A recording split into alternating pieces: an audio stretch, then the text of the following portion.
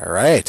Well, apparently part one of Amphibia has ended, and kind of like what I figured, it's most likely going to be a summer show. So that means that it's been green light for a second season. That's awesome. So let's talk about quickly what happened during the 20 episodes slash 39 episodes. It's segments. So, all right, let's get started, shall we? So, first things first is the fact of we got Anne, Sasha, and Marcy. All three of them. Yeah, but it gets crazy. It's like now we're going to get to the big middle finger part of it all where it's like, oh my gosh, now it's even worse. So you saw the first episode. If you didn't see the first episode or this whole entire series and you want to actually watch it, please stop this video and go watch it. As for everyone else who doesn't care or is like, oh, I want to hear your take on it and stuff like that, here we go. And the story you never thought of. Yes, because if I say a story you never knew, I'm gonna get sued by Treesicle. Yeah, that's how it goes. But anyways, so basically, like the first episode, what we saw was that she got transported after getting peer pressured into stealing a music box. But it turns out the music box is very magical, and oh yes, at a thrift store. But anyways, because Sasha peer pressured Anne to go in the store and steal it. And she did, and they all opened it, and they get it taken to Amphibia. And that's what happened, and all three of them got split up. We found that we know 2 out of 3 is having a horrible, horrible time. We have no idea about Marcy. For all we know, Marcy's dead.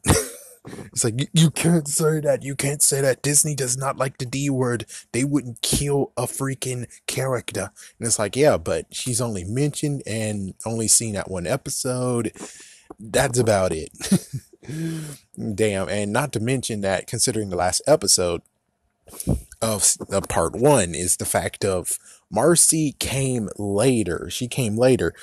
Basically, it turns out the time when they got transported into Amphibia, it actually was Anne's birthday. Oh my gosh. And she's late to getting home for the party. So it's like, oh my gosh, really? It's like, that's even worse. But you get to understand Anne's character and you get to understand a little sprinkle of Sasha's character. So Anne's character, at the very beginning, you kind of see that she actually isn't a team player. She doesn't really know exactly what friendship is.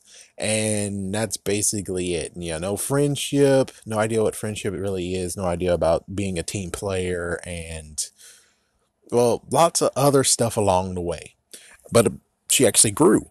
She grew a lot.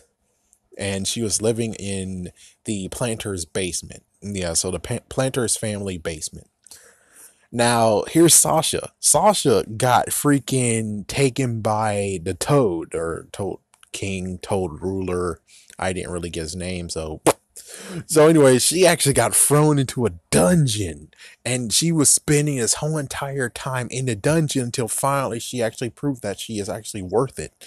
And that's when she finally got the upgrade to living in a lap of luxury. But previously, we're just like, wow, you're really going to not really tell the truth to your friend Anne? Yeah, she's like, yeah, I've been living here like this lifestyle this whole entire time. It's like, really? You're not going to tell her that you got screwed over too? It's like, you all got screwed over. You might as well tell each other that you got freaking damn screwed over.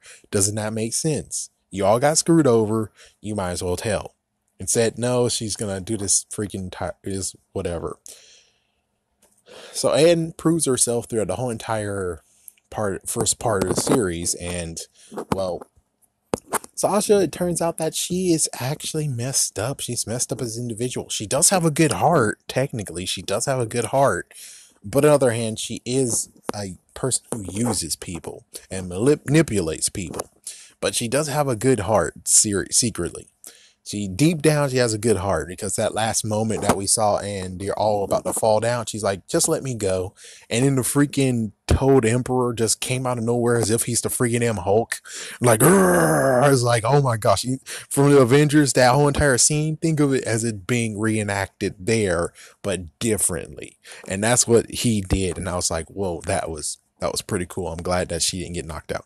Now, that's the part which I was gonna do a bit in the end is the fact of it's like this whole entire time she's going with just one shoe and just one shoe, and I'm like, well, just go barefoot. It's like just go barefoot because you have no choice. Just go barefoot. Instead, she's like, no, no, no, I'm gonna do one shoe. And then she finally gets to the area where her other shoe is located. And does she get the shoe finally? Nope. It's like, oh my gosh, the castle's destroyed now, which means her shoe is gone. So we're still gonna have to deal with this freaking damn eyesore of, oh, she only has one shoe on, just one shoe. It's like, I'm sorry, but every single time a situation that a person just has one shoe on, I just can't take it. I just can't freaking take this crap. I can't take it. I can't take it at all. It really pisses me off where I'm like, oh, so let me get it straight. What's going to happen is that season 2, she's going to have both shoes. Then season 3, she's going to have no shoes at all. Then season 4, she magically has shoes again. It's like, that's the joke, right? That's, well, part 2, part 3, part 4. But even so, it's like, well, that's the joke, right? That's going to be funny. It's going to happen, right? And it's like, well, she's still going to stick with one shoe even in part 2.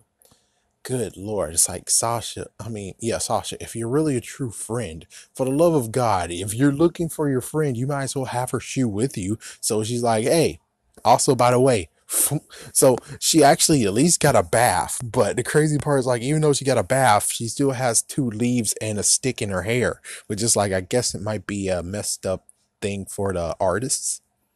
Maybe that's a messed up movie mistake.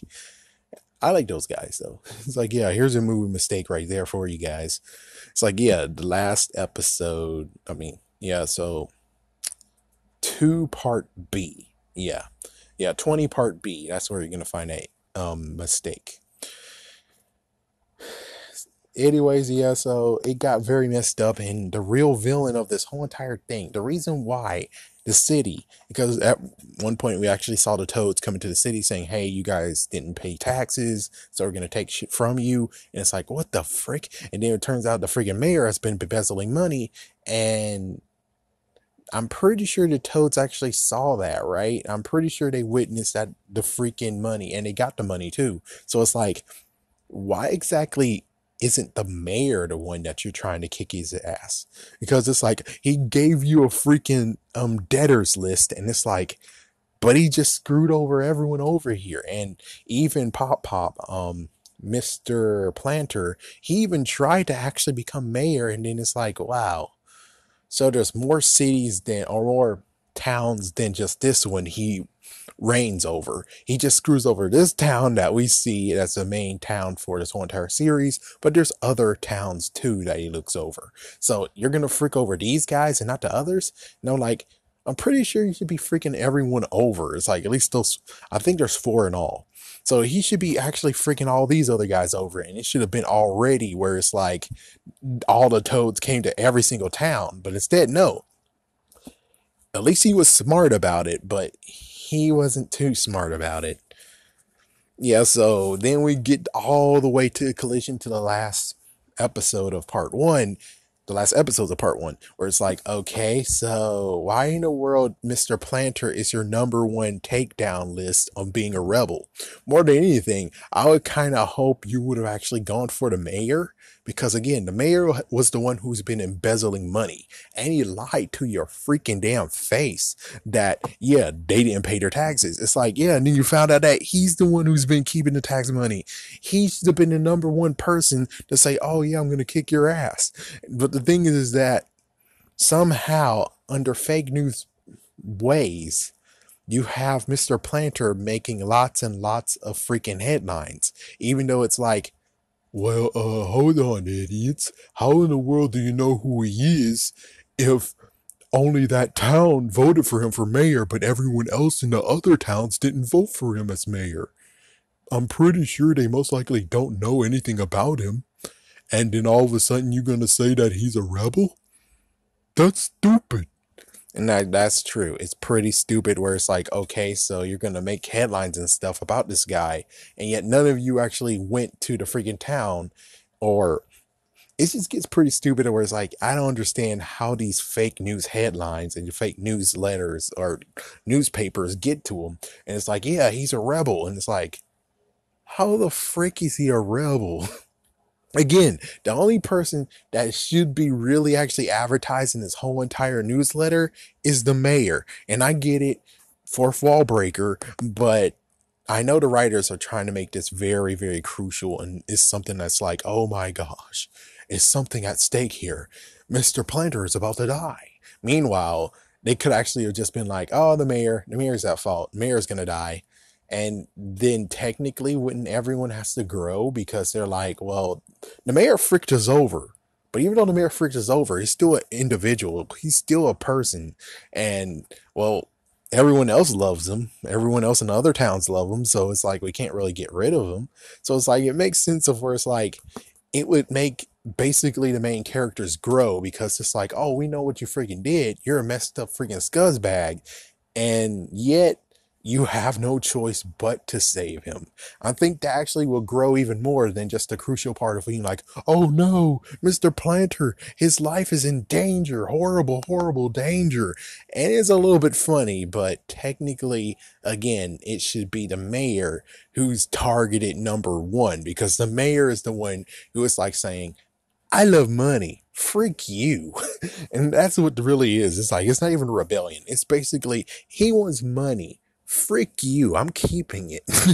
Frick you. I'm keeping the taxes, which sadly, even to these days in real life, there's freaking mayors who do that crap. There's mayors who embezzle money. There's congressmen who embezzle money. And it's like, it's kind of funny that it hits home in a way. And what's even worse is like it even hits home where it's like, yeah, they find scapegoats to save their ass, and the scapegoats are the ones who's going to be to blame and most likely sent to jail or worse. But yeah, it's kind of sucky that Mr. Planner actually was the one they chose, was the one person that there's like, yeah, he did it. He's saying rebellion. Yeah, we should rebel. It's like, do you guys even know exactly what the frick you're talking about? It's like none of them even went to the town during the freaking mayor meetings and stuff. So you would figure that they had to have went to his town somehow. Yeah, and then they don't actually ask questions. They just make assumptions and crap. How the frick is that even news? It's like it's already tearing and breaking stuff down because it's like, well, if he was going to be mayor and there's people who are the newspapers and they're going to spread the news, then where the frick were they in that freaking episode? It's kind of messed up where it's like, well, I'm sorry, but this is where it's actually crumbling. If we look very deep down, it's like, this is where it crumbles, where it's like, he can be a rebel. And the only way to replace this and make it actually work is that it's hearsay. They have that freaking poster, but they don't have the newspaper articles, which that makes much more sense.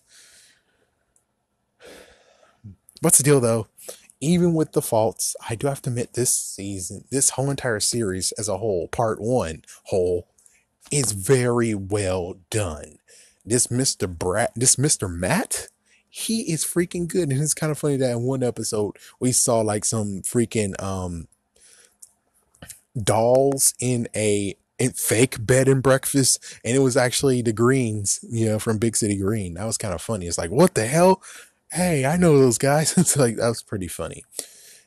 He's actually involved with Gravity Falls too, so that's amazing that he's and Star versus the Universe or whatever. It's like, whoa, man, this guy has some freaking talent.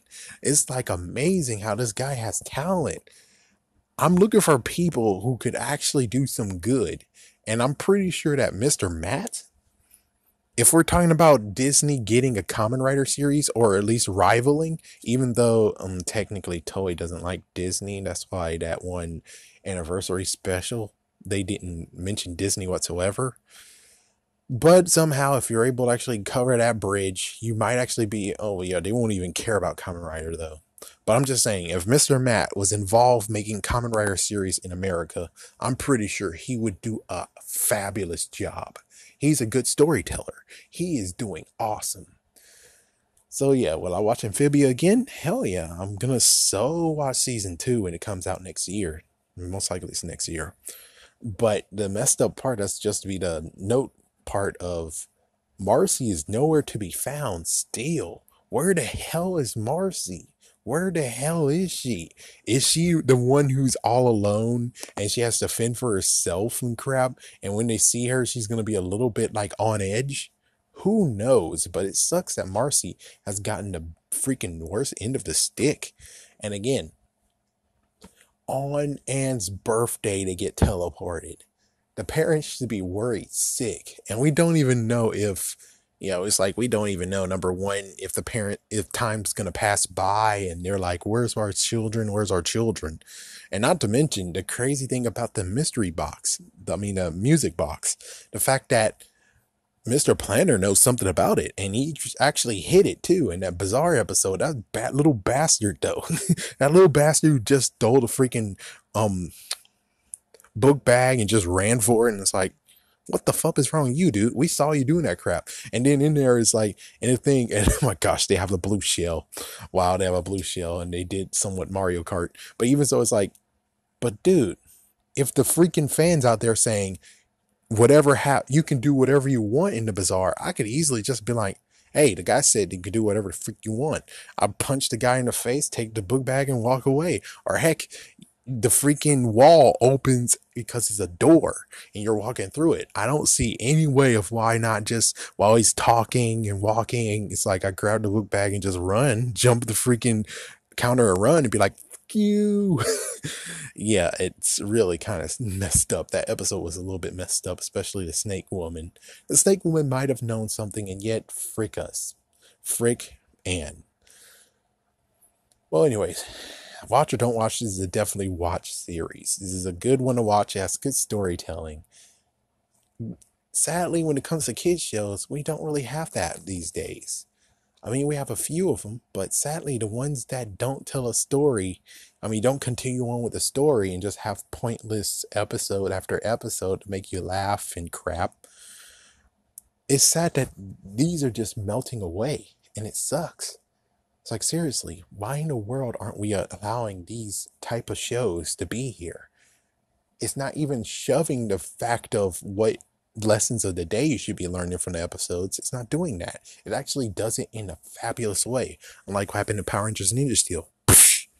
Yep, I'm sorry, I had to get that gut punch out. Anyways, yeah, try to watch it if you can.